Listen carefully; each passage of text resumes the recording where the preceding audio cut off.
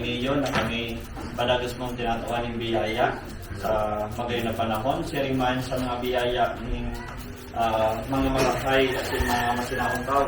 Tungkol padagos mo kami ang babae na simbiyahan, padagos na itaon mga biyaya sa mga pinakay po.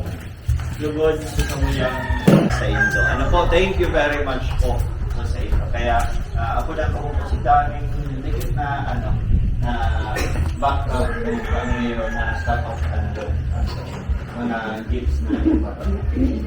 Welcome po and thank you very much. Ako po si Jocelyn Miranda, tugang po ng Clavel. Sa Australia kaya, igwa kami mga pagtitiripon-tipon na. Kanya, nakakapag-ipon man kami ng mga gana sa mga magwamang kaming kadikit na biyaya na nakukuha. Mananao kami. Nagbabalik po ba ngayon sa ibang form? May blessing man po yan kay Lord.